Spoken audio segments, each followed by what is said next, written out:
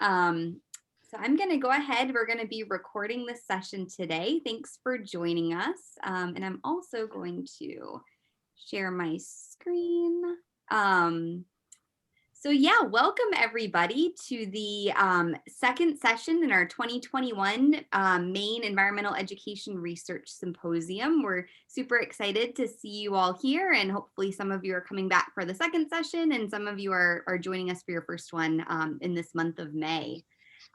So we are sponsored, the EE Research Symposium this year is sponsored by Teach Me Outside, which is a new initiative that just launched this year. That's a partnership between the Maine Math and Science Alliance, the Maine Environmental Ed Association, and the Nature-Based Education Consortium. And there are some great resources and upcoming events that are available on the website. Maybe Olivia or Ruth or Pierce, if you could just throw the URL in the chat, that would be great. But definitely check out our website. We have a resource directory. We have great resources for professional learning and ways to evaluate your own programs. And so go check that out. Thank you for doing that.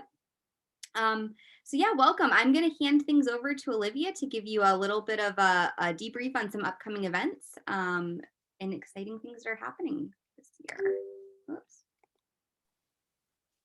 Thanks, Alex. Good afternoon, everyone. We're so excited to see you today. My name is Olivia Grissett, and I am the Executive Director of the Maine Environmental Ed Association. I use she, her pronouns. And we are really excited about our research symposium and being able to connect virtually over the month of May. And I just wanted to shout out our next two workshops. Next week on Tuesday afternoon, we're going to be working with Bruce Young, who works for NAAEE, the North American Association for Environmental Ed.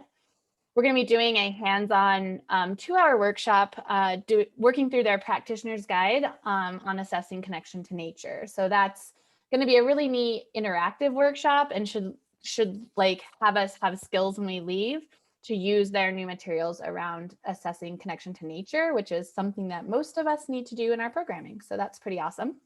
And then for our grand finale for our research symposium, the last week in May, we're going to be working with Tally Siegel, who is with the Environmental Ed Association of New Mexico and Concordia University, talking about diversity, equity, and inclusion in environmental ed and learning from some of her research in that work. So that's going to be a really awesome presentation as well. So hopefully you can join us.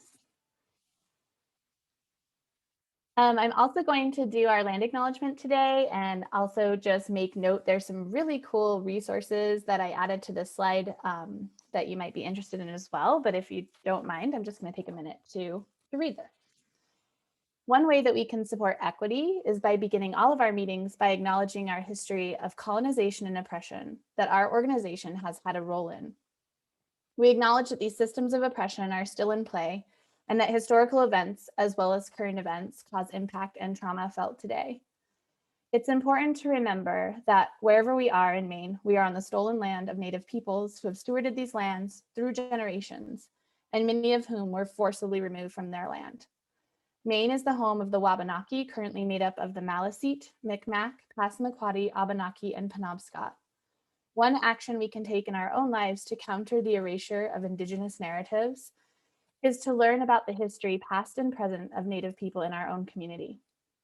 Historically, white communities have been centered in the environmental education and conservation sector, and the contributions of Black, Indigenous, and people of color are often excluded from that narrative. Black, Indigenous, and people of color have vibrant and rich histories and cultures that contribute to our field. We all have a responsibility to continue working to change the systems that continue to allow injustice and inequity to exist. So thank you for joining us in that today. And finally, I just wanted to share, because today we are focusing on talking about climate change and research regarding that, MIA is hosting the first climate education statewide summit in June, and registration is open now for that. And you can find out more information on our website, and registration is free. We even have some stipends if you need support to attend. And it's going to be a really amazing event. So we hope you can be part of putting our heads together to imagine solutions to move our state forward in climate education. So thank you so much. Excellent. Thank you so much, Olivia. And so, as you can all tell, there is a bunch of amazing work and opportunities for learning happening all throughout the state. And today, I want to thank Casey Busch for joining us.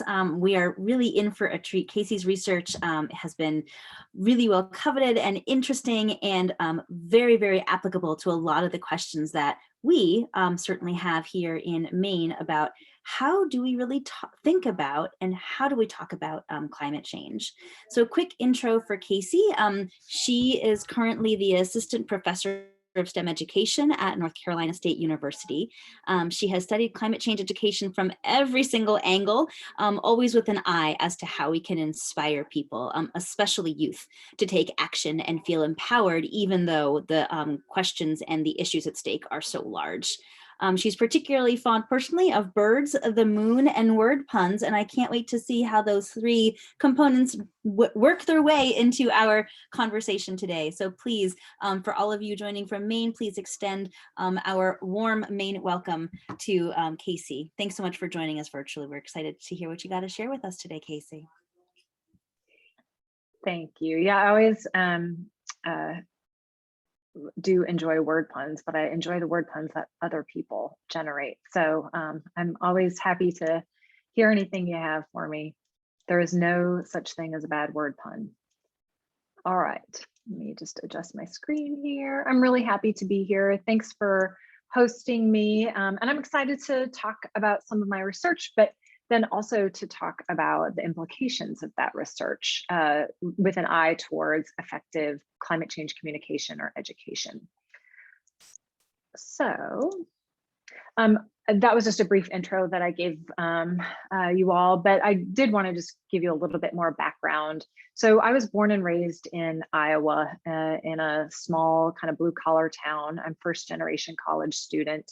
And I went to Buena Vista College first, which was a tiny college, and then transferred over to Iowa State to get my degree in ecology. And I thought I was going to be an environmental lawyer. So there was always that care for the environment running through what I wanted to do. But when I finished up my degree at Iowa State, I went and looked at law schools. And what I noticed more than anything is that everyone looked completely miserable. And so instead of a law school application, I applied for the Peace Corps instead. And that took me to Cote d'Ivoire, Africa, which is Ivory Coast next door to Ghana, sub-Saharan West Africa. And there I worked as a community development volunteer working in a city of about 55,000 people in northern Cote d'Ivoire, a city with no trash collection, no central water, no central electricity. And there were major environmental issues just simply as a result of so many people living in such a space. And so we were working together with communities in community listening sessions to find out what environmental concerns they had and then match them up with resources to help develop solutions. And so what I really realized while I was there is that while law may be able to make change from the top down, education could make change from the bottom up. So I came back to the United States and I went and got my teaching certificate, and I taught school for 12 years in Austin, Texas.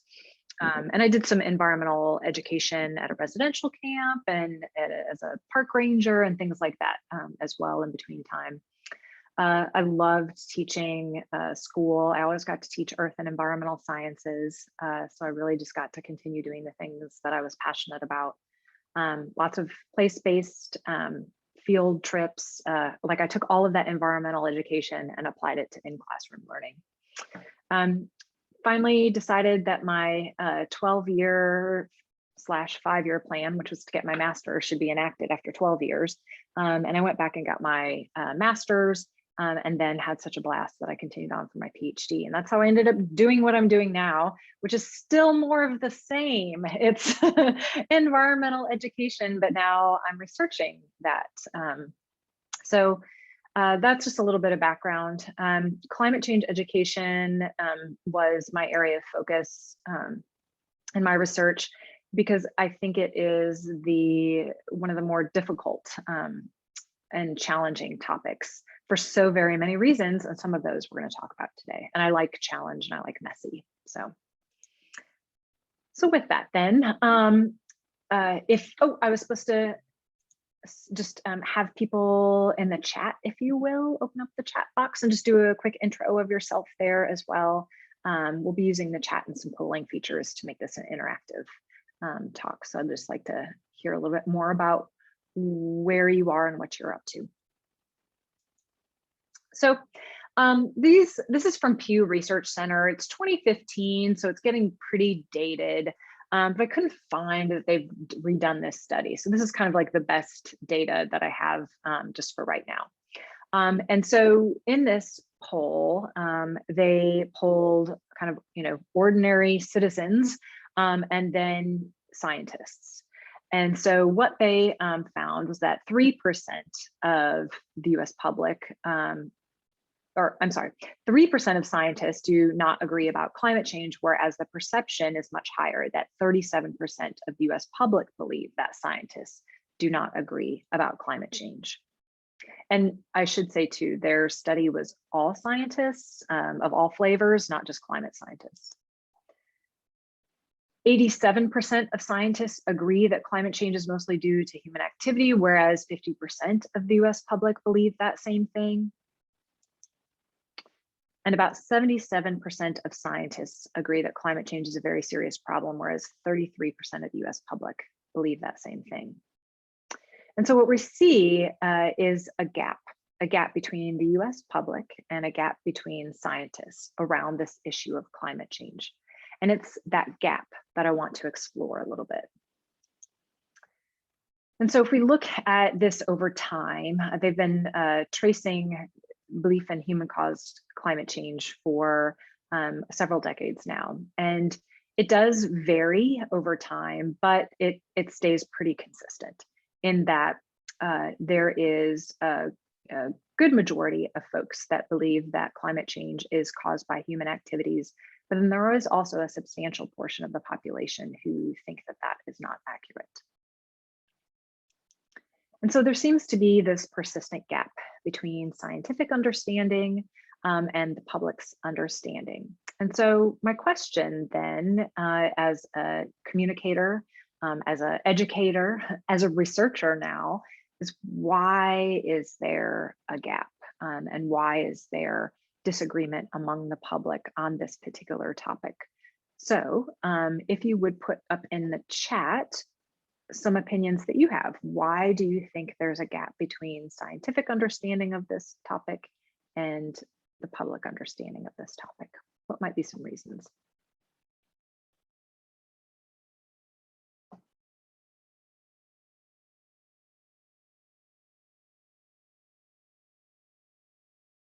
So we have misinformation, disinformation, which are different. It's been made political. Confirmation biases and logical fallacies, social media, distrust, fear and misunderstanding. We're going to talk about several of these today.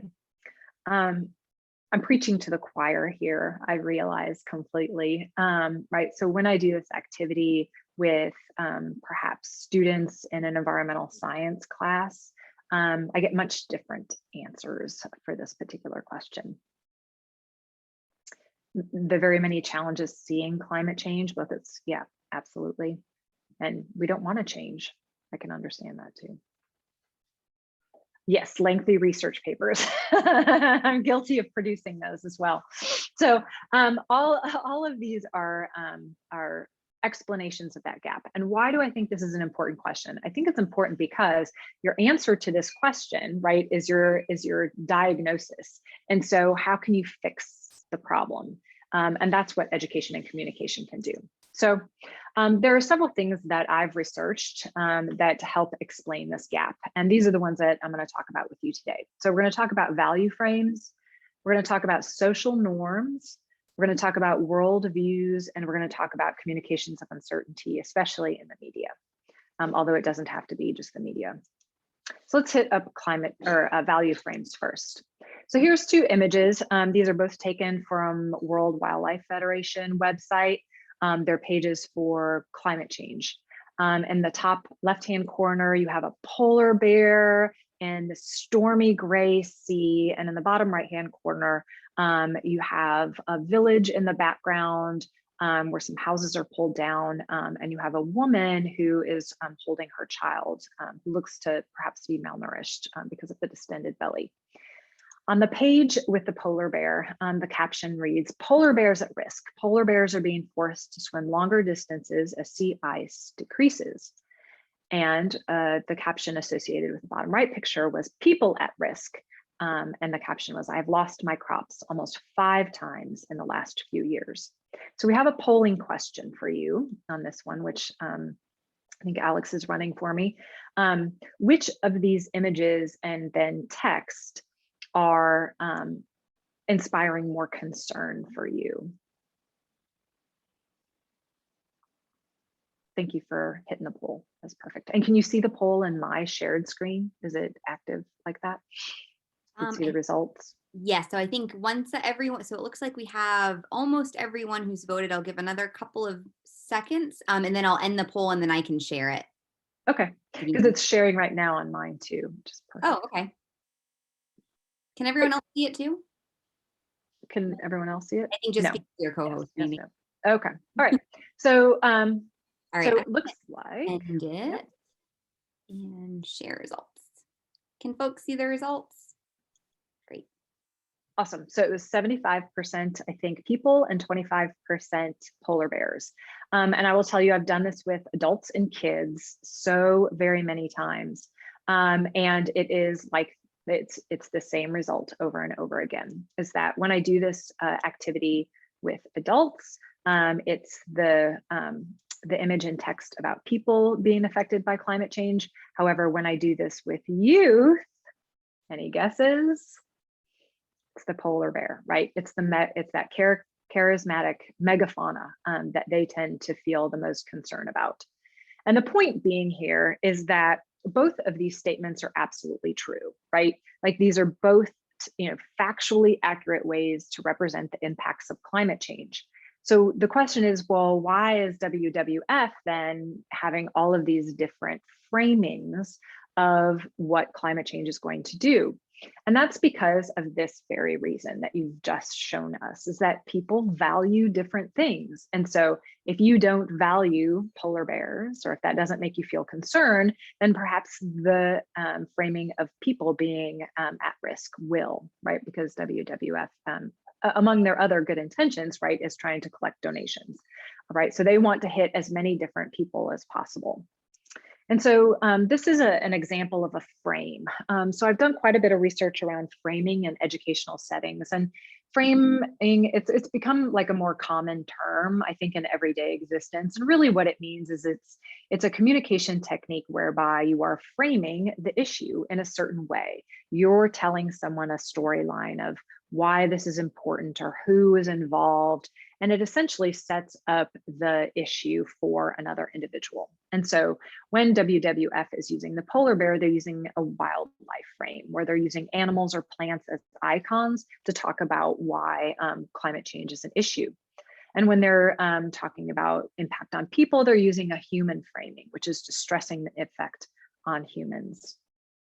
And so one way to, and we'll talk about this at the very end, one way to think about education and communication is to consider the way that you are framing the issue such that it's going to be relevant to those who you're talking to. Are they going to be more concerned about wildlife? Are they going to be more concerned about humans? And you'll have to know your audience in order to be able to make those adjustments. Here's another example of framing. So I asked this question of youth. It's just an open-ended question. What are the first thoughts or images that come to mind when you hear the words climate change? And so I'm going to ask you to answer the same question in chat. What do you think of? What thoughts or images come to mind when someone says climate change? Global warming, sea levels, intense storms and sea level rise, chaos. Rebecca, sheesh. Fossil fuels. No, I'm just kidding. Your answer is a lot more typical of what the youth had to say. Social disruption, ocean acidification, hard for me to say, loss of species in life, concern for what kids will inherit, right? So even in this very, small chat window, you see a lot of different ways to think about climate change. So even in this small audience, you're all thinking of climate change in different ways. It's salient to you in different ways. And so if I were to communicate about climate change with you, I would want to know how you're thinking about it so that I could frame the way that I'm talking about it to make it salient and relevant. I've studied this in education. And what I found is when I asked that question of youth, it is very doomsday. They provide images that are very akin to, that's on the left, very bad movie, but right, it's the day after tomorrow. That's a lot of the imagery that they use. They talk about starving polar bears. So they have super vivid imagery that is very, very negative. And they talk about it in the current, like the present tense. They don't talk about it as something that's going to happen 20 years down the line. They talk about it in a more current framing, more current time frame. They talk about it being human caused. Youth, so I work with adolescents, great question. I work with adolescents, which would be middle school and high school. So anywhere from 6th graders to 12th graders is the age range that I work with. And I have not noticed a big change across that age range, that those bands would be different. And then they talk about climate change's effect on people and animals. So they make that connection between who and what is being impacted, but in that wildlife framing and the people framing. However, when I study teachers and the way that teachers talk about climate change in the classroom, it is the antithesis of how youth are talking about it. So teachers, when they talk about climate change in the classroom, they talk about negative effects, it's to be true, but they talk about them as occurring in the future. So they'll use the kind of typical, models that we have, like, oh, in 10 years time, in 15 and 20 years time, these things will happen. They don't talk about it in a current frame. They also talk about physical Earth systems being affected. So they talk about temperature, global temperature often. They talk about global sea level rise. They talk about storms, but they talk about these inanimate changes to the Earth without making the connection as to how the changes in those physical Earth systems are going to then affect people and plants and animals. So there's this disconnect, I think, in the way that educators and teachers may be talking about climate change and the way that youth are thinking about it. I also think that there would be opportunities missed for ways to talk about climate change in the classroom that would inspire action. And that's usually the frame, right, or the outcome that I'm interested in, is how might we educate for action? Because if you're talking about something that's going to happen in the future, 10 or 15 or 20 years, that's happening globally, not locally, and that's happening to these inanimate systems, the cause for concern may be much less so than if you framed it happening more currently and actually having effects on people and plants and animals.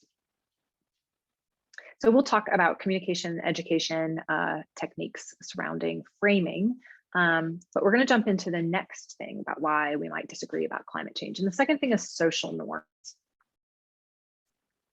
So the poll question number 4, I put these red stars because I'm a steamroller. And once I get talking, I will completely forget to do a poll. So those are my cues to be quiet and ask a question. So the question is, how often have you talked to your family or friends about climate change?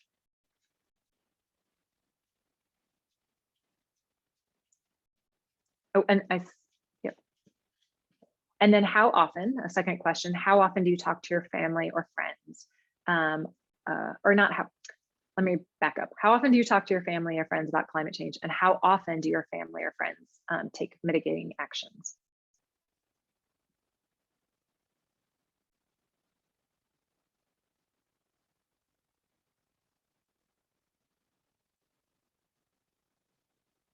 Again, right, we're preaching to the choir. We are not the norm.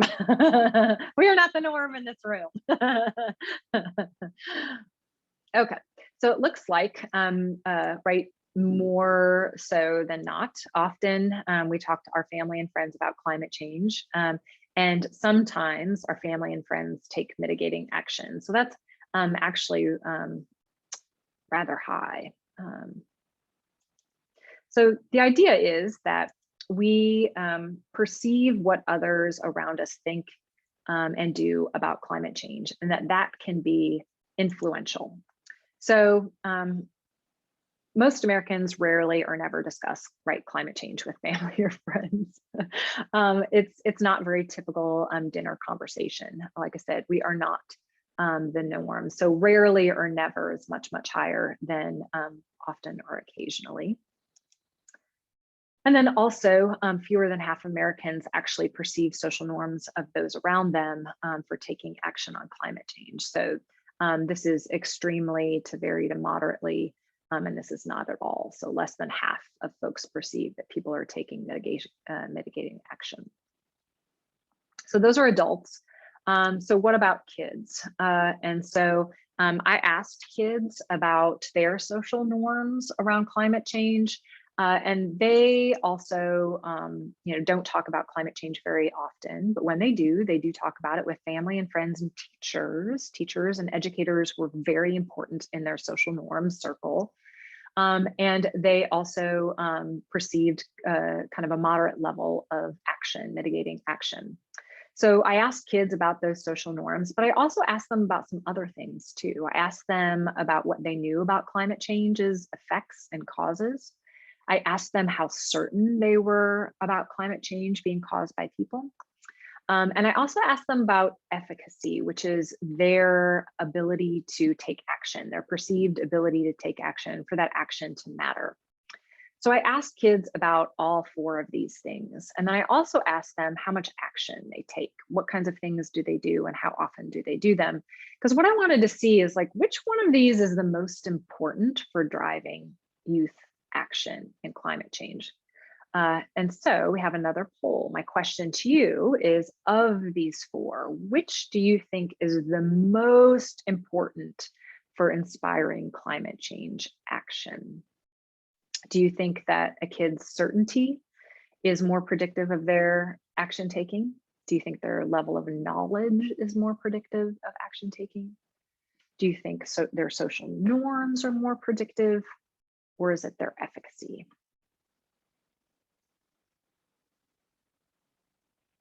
Probably tipped my hand a little bit here too.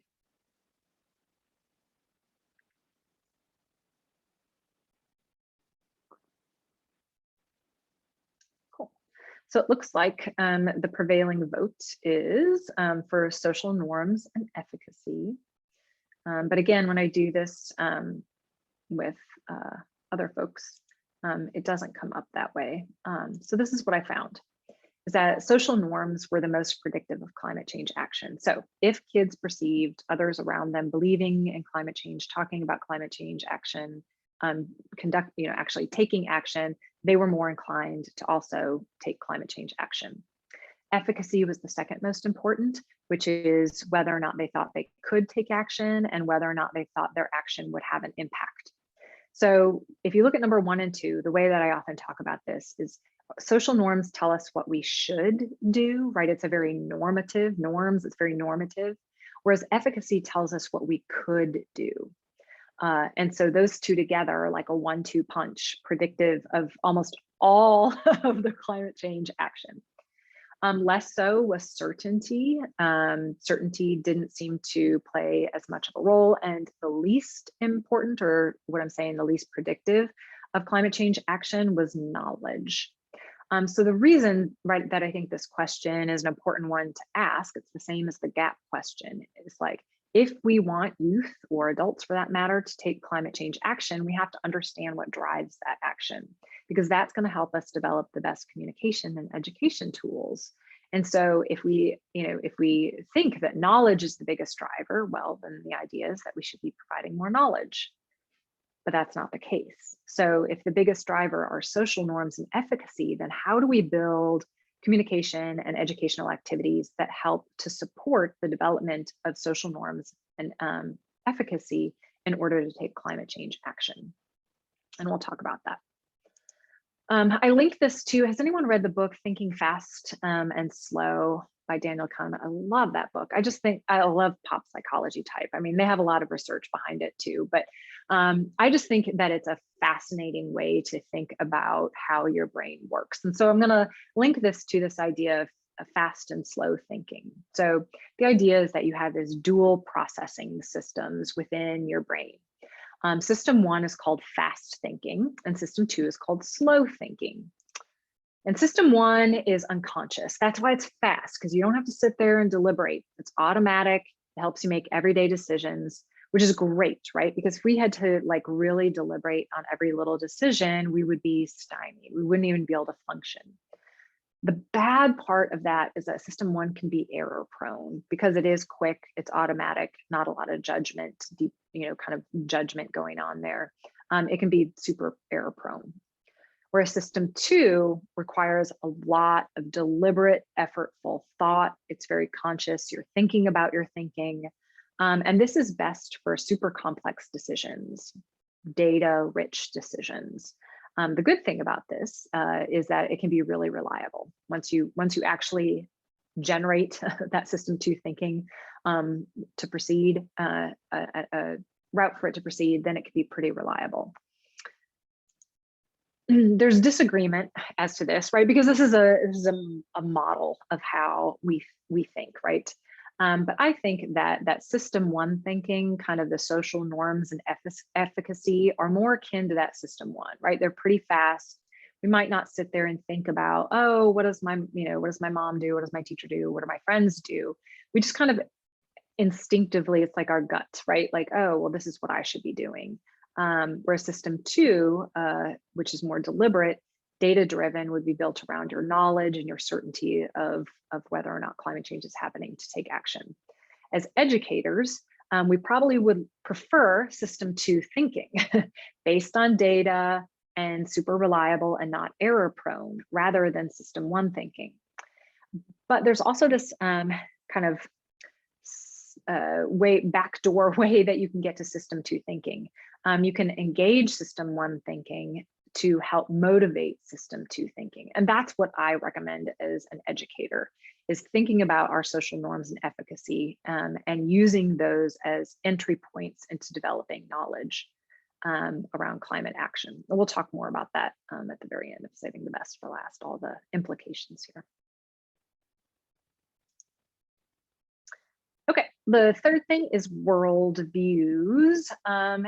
And worldviews are generally associated with political affiliations because they're highly correlated, but they're not necessarily the same. So I just love these images, right? So the top left is, I don't believe in global warming, right? That is completely inundated in a flood. And in the bottom right, you have this image of a statue in Germany, in Berlin. It's called Follow the Leaders. And the idea is that that is a set of German politicians, and they're debating climate change as the sea level rises and the tidal pool like envelops them every single day. And indeed, there's a very high correlation, I'm sure you all know this, between political affiliation and climate change belief, such that Democrats generally are more inclined to say that humans are causing climate change, whereas Republicans are less likely to say the same thing. And a lot of the variance that we see across US adults is almost one-to-one with that political affiliation. The deal with political affiliation, though, is that it is indicative of a deeper worldview of how you think the world ought to operate. And so here, I hope it's not too tiny, but we're going to take just a quick little quiz. So there's essentially 4 kind of major worldviews, and this is associated with the work of Dan Kahan, who has studied extensively cultural cognition, which is thinking through your cultural lens. And so what I'd like you to do is to choose in which segment, and this is a greatly reduced, there's only 2 bullets for each one, but I picked out the 2 that I thought would like trigger people to choose one quadrant or the other. So are you more inclined to say that it's not the government's business to try to protect people from themselves and that we've gone too far in pushing equal rights in this country? Or are you more inclined to say that sometimes the government needs to make laws to keep people from hurting themselves and we've gone too far in pushing equal rights in this country? Or are you more inclined to say it's not the government's business to try to protect people from themselves and our society would be better off if the distribution of wealth were more equal? Or are you more inclined to agree with both these statements? Sometimes the government needs to make laws to keep people from hurting themselves and our society would be better off if the distribution of wealth was more equal. Do you personally lean towards A, B, C, or D?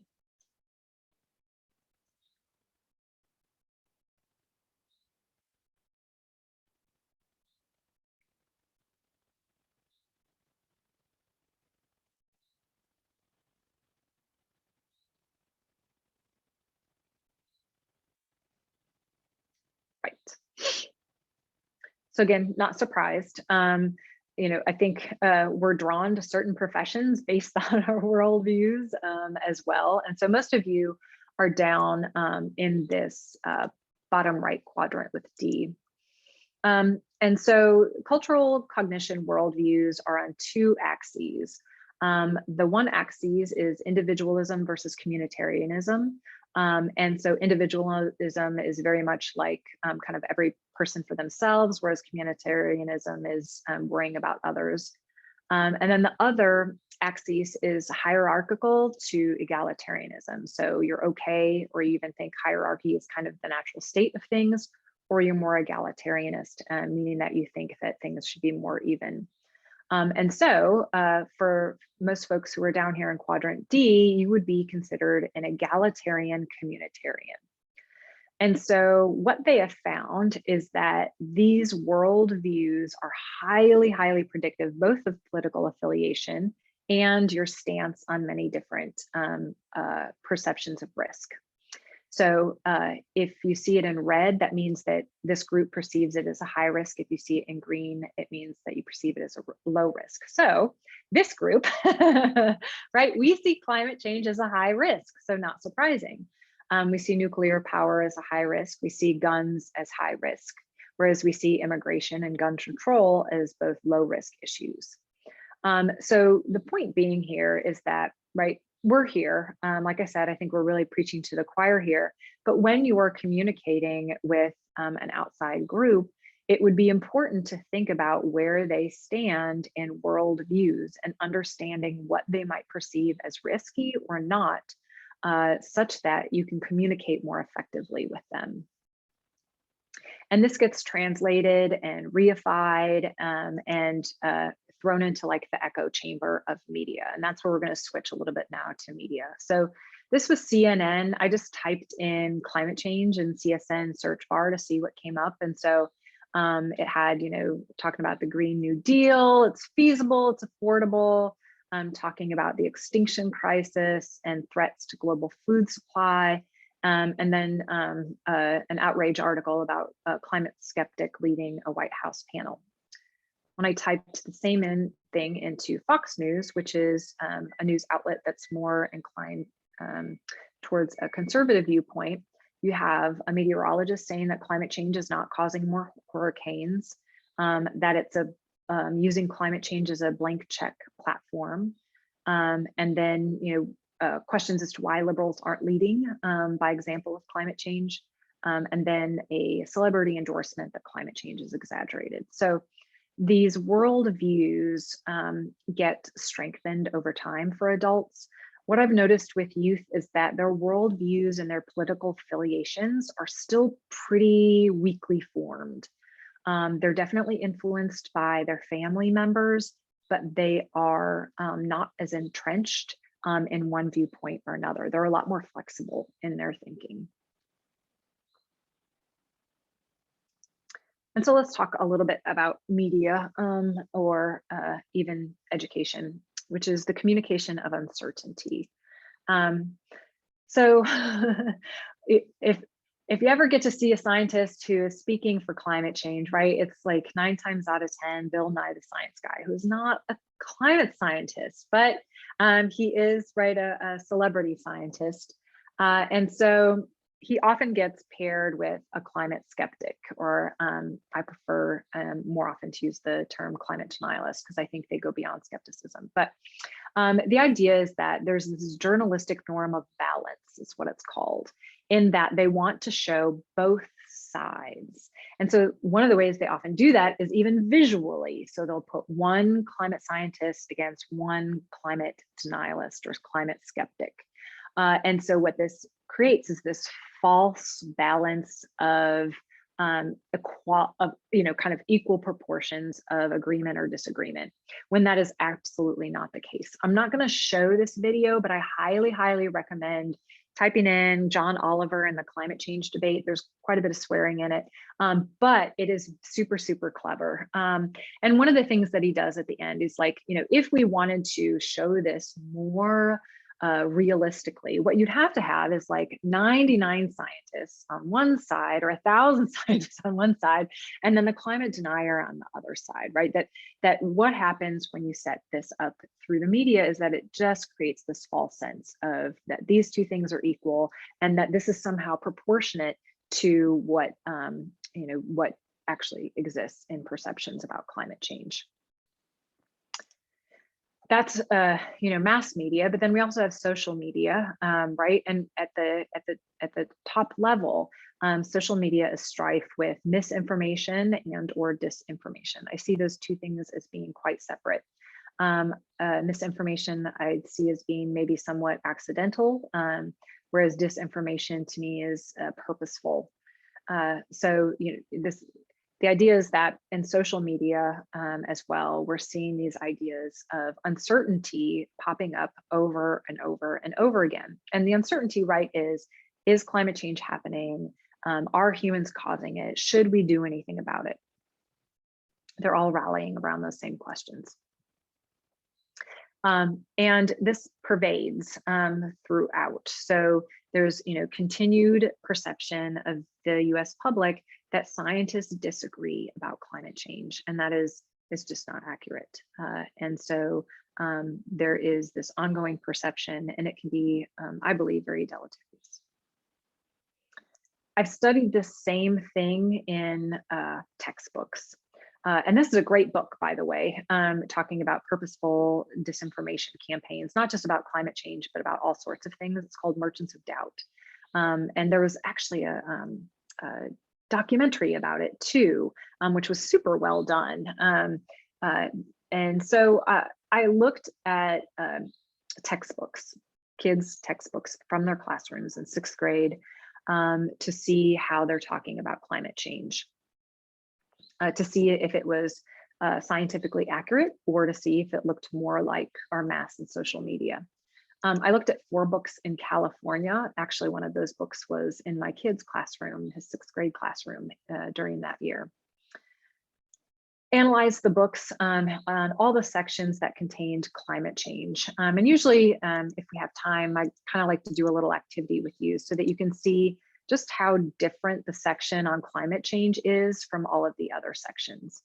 So in general, if you remember back to your science textbooks, they're presented in this very authoritarian voice, very declarative, like, climates are this, the reason that you have climate is this. It's very, like I said, like it's an authoritative perspective on science. It's known science.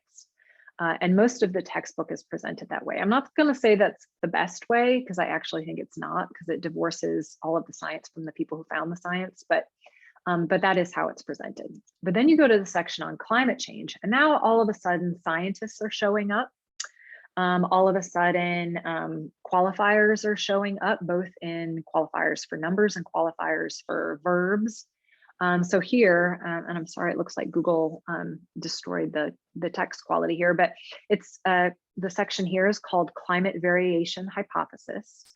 And it opens up with a statement that not all scientists agree about the causes of global warming. Some scientists think that the 0.7 Celsius degree rise in global temperatures may be due in part to natural variation in climate.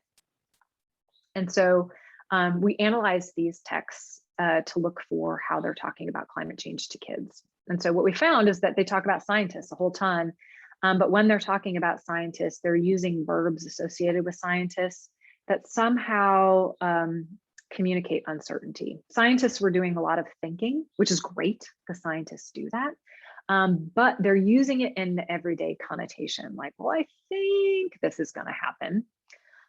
They use the term hypothesize, which again is great. I think that speaks to the process of science, but they were using it in funny ways. Scientists were believing, they were not sure, they were not agreeing. Rarely scientists were predicting or presenting or proposing. So here's some examples.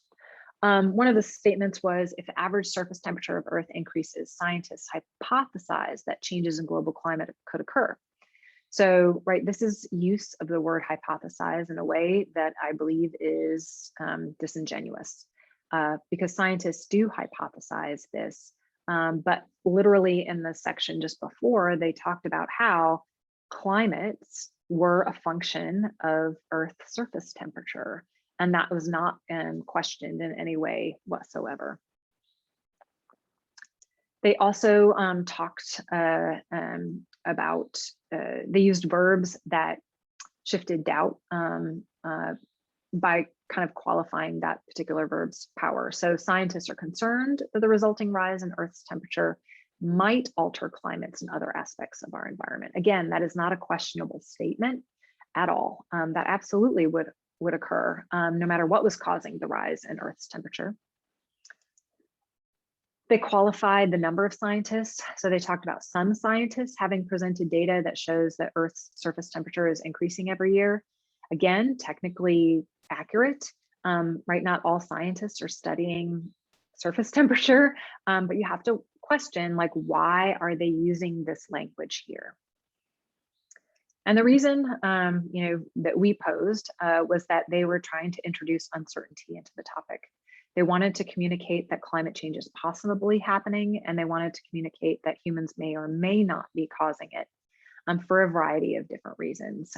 Partly because these are textbook companies and they have to sell textbooks, and that a lot of the educational boards that we have are political in nature. They're political appointees or they're elected. So not only are kids getting it in social media, mass media, but they're also getting messages of uncertainty within their own classrooms. So I've pointed out some reasons why there's this gap between scientists and the public and how they view climate change. But the trick now is to think about how we might bridge those two. So in your opinion, if you want to put up in chat, what might be some strategies that we could use in climate change education or communication to help bridge this gap? And you can put that up in the chat if you like, but I'm going to offer a few suggestions of my own. Oh, great question, Olivia. We looked at climate change texts in California only, and they were pretty bad, which is disheartening, right? Because California, for the most part, is a blue state. And so I have done some analysis of standards. And so you have states like Texas, which is a predominantly red state. It's even worse. It's either not there at all, or it's even more uncertain, presented as uncertain. And textbook publishers do have different textbooks for different states for that very reason. So they're appealing to that. So these are some of the ways that I think we can bridge. And then we'll finish up with that and give you some time for questions too. Yep, I agree. Local, cultural, and personal, completely. So if we think about all the different reasons why we might disagree about climate change and why that gap might exist, then let's think about how we can develop education and communication tools that address those. So if we're thinking of value frames and worldviews, my first suggestion is the golden rule of science communication: know thine audience. So know who you're speaking to, and then know their values, and then speak to those values. So I told you that I was born and raised in Iowa, and on my dad's side of the family, they're staunch evangelical Christians, and they don't think climate change is happening. So when I communicate with them, I try to speak to the things that they do value, which is the lives of their children, and then also speaking to kind of what was entrusted to us to take care of through God's creation, right? So I speak to them based on their values. I'm not presenting misinformation. I'm not skewing, what I would say. I'm just framing it in a way that is appealing and makes sense to them.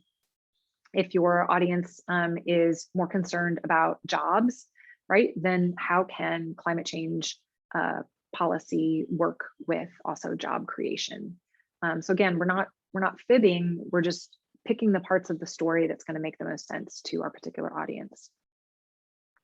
I also agree with compulsory climate change education. I think that's huge. That is such a missed opportunity.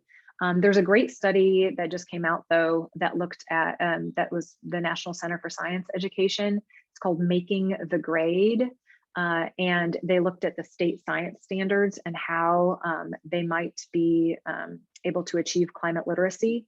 The best grade, is a B+, and that's for the next generation science standards, which are only 20 some odd states have. But most often than not, it was grade C or lower for our ability to reach climate literacy with the current state standards. So we have a long way to go with that. For social norms, it's good to tap into those social identities and affiliations. I think this is also knowing your audience. And by social identities and affiliations, I also mean the idea of trusted messengers. Who do people trust? Those are social affiliations. And who might be the person that is the best messenger? It might not be you, it might be someone else. For youth, a lot of times other youth are the best kind of trusted messengers. And so how can we tap into those affiliations? Encouraging group discussion, I think, is huge, even within classroom and educational settings. And talking about the we, right? Really thinking about what do we want to do, and less emphasis on the I. And then lastly, for uncertainty, I think this is a huge uphill battle. I think, though, as scientists communicating science or climate educators, we absolutely have to address scientific uncertainty. We can't just brush it under the rug. I think that is really damaging, because there is a lot of uncertainty around climate change, especially when we start predicting into the future. So we need to be really clear, though, about what those sources of uncertainty are. And a lot of times it's technically not the science, right? It's the people. So it's, if people do this, then this will be the result, but if people do this, then this might be the result. So kind of these sources of uncertainty, I think we have to be really clear about what those are. And then speak about uncertainty in kind of plain terms. There's been several studies that have showed how climate change and how it's communicated in like the IPCC reports is very confusing, that people don't understand that, the communication of scientific uncertainty in scientist terms is much different than we talk about it in everyday terms. And so with that, gives us some time for questions, and I'm happy to take any that you have. Thank you so much, Casey. This has been fabulous to hear about your research and implications for how we communicate about climate change with the youth and adult populations that we work with through environmental education in Maine. So I want to encourage, we have about 5 minutes left for questions. So if folks feel comfortable speaking up, you can go ahead and do that, or feel free to pop it in the chat. And it looks like we do have a question from Caroline in the chat about how do you talk about climate change with the youngest students, K-3? That's a great question. I don't work, that's really, really young. And I don't work with usually elementary aged youth. I tend to work with middle school and high school, because at that point, I think that I think even at the middle school level, they're very ready to talk about the social and political implications of climate change. I think we don't give enough credit to middle school kids a lot of times. But I think that one of the things I didn't talk about, in this talk is emotion, and kind of the emotional response. And it has been my experience whenever I study emotion and climate change, it just gets like unbelievably messy really fast, because I think for effective climate change communication, there's a balance of emotion. You need just enough negative emotion to cause concern, but you also need positive emotion for hopeful solutions. And that balance is really tricky, and it's really tricky to measure. And so anytime I've ever tried to study emotion and climate change, it's really tough. And so for me personally, working with kids that young, that's what I would be focused on, is worry about that emotional aspect, because we really don't need to be stressing kids K-3 out. For me personally, I think it would be enough, in my opinion, to talk about weather, and this kind of matches up with the standards, to talk about weather, what weather is, talk about climate, what climate is, and setting a foundation of information to maybe talk about it a little bit later. I think that with really, really young ones, we would have to be super, super careful. And when you're that young too, the ability to like make changes in your own life or in your home life might be more minimized. And so to me personally, I think I would work a little bit on building a foundation that we could build on later.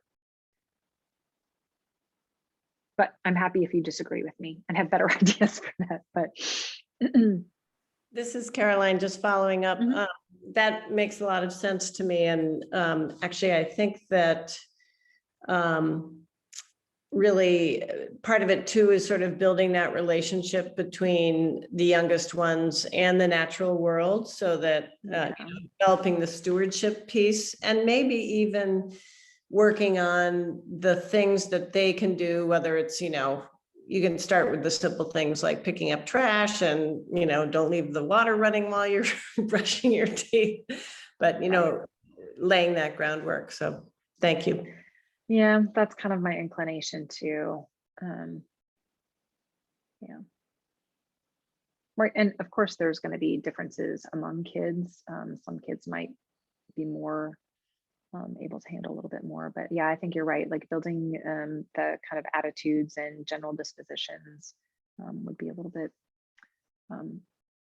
better for the younger kids, and focusing on positive experiences outside. I'm just looking at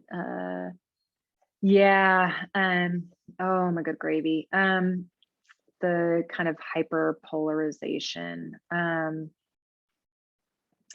use that example of, framing for my family up in Iowa who are denialists. And I would like to say, right, that I've been successful, but I don't know that I have been terribly successful. Right, I am a trusted messenger. They at least, I think, do trust that I'm, not, I don't have ulterior motives, but I think it's really a problem. And so I don't, I don't know. I think that we're going to have to really come up with solutions that are more geared towards like economy and building economy. I think like the green jobs angle, I think it's one of the cleanest angles. And even that seems to be not accepted, right? That it's somehow meant to be pushing a bigger agenda. But I think, yeah, I don't have the solution for that. So Casey, I think we have one more question in the chat from here, and then I think we should probably wrap up. But just wanted to make sure that we get to this one about what is considered climate change action. Have you looked at what you consider climate action versus that concept in adults? Yeah, that's a great question.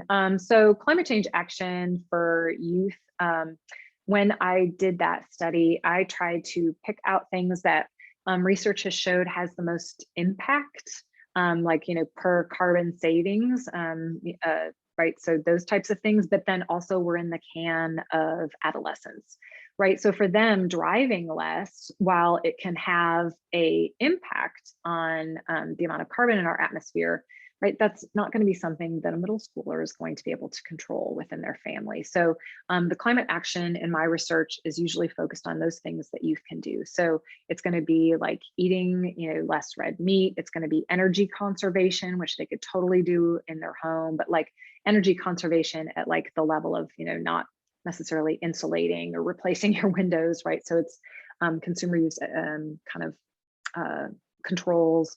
And then also a little bit of advocacy, which we've seen, right? And this was before Greta and all the youth climate marches, but I did have that in there as well, because I think that one of the greatest things that youth can do is be advocates, because they are trusted messengers. And so I think I see that as kind of the climate action that is appropriate for youth. For adults, I think it's, all those other things that we might be able to do that are more within our can, right? So far as insulating houses, driving less, having fewer children. No one likes that one. But, but that's like that's having fewer children is the number one carbon saving action. So I'm not going to tell that to my evangelical family, but I'm not going to lead with that one. So, Fabulous. Well, thank you so much, Casey, again for joining us, and thank you you. all for joining us for the second speaker in our series this month. So make sure to join us the following 2 Tuesdays in May, and we will hope to see you soon. And I hope you all have a fabulous afternoon. Thanks again for joining. Thanks, everybody.